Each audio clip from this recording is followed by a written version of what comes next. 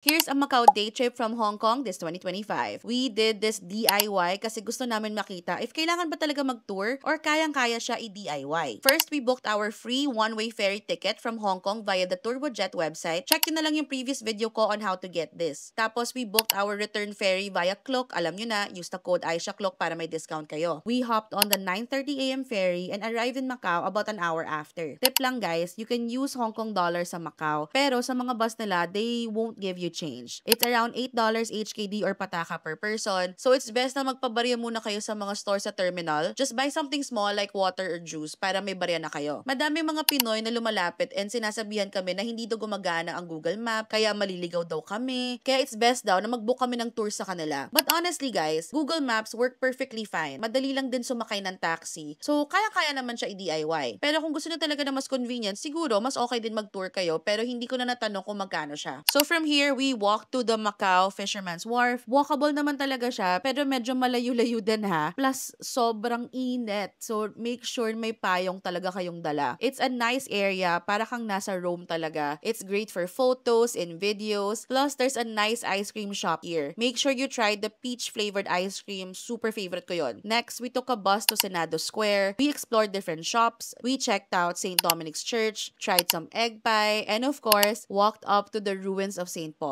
Side note lang guys ha, dahil siguro sa sobrang dami na nag-viral na videos about free taste, mas strict na sila ngayon. Hindi na sila basta-basta nagbibigay ng free samples guys. At this point, sobrang init na talaga at umiinit na rin yung ulo ko, kaya we took a taxi to the Londoner instead. This cost us 110 HKD. We were able to explore all of the iconic spots, took as much photos and videos as we can. We went to the Londoner, walked across to the other side to get that famous Macau escalator shot, and ended our tour at the mini Eiffel Tower. To end the trip guys, we hopped on the free shuttle going back to the ferry terminal. No need to book guys, you just line up and wait for the bus. So ayun, that was our quick day trip to Macau. Ang advice ko guys, yung ferry na ibubook nyo pabalik ng Hong Kong, i-book nyo yung galing Taipa instead. Kasi from there, malapit na siya from the Londoner area. Kasi kami, we had to travel back pa from the initial outer terminal, which is malayo and the other side siya. Will I ever go back? To be honest, kapag summer, hindi na talaga.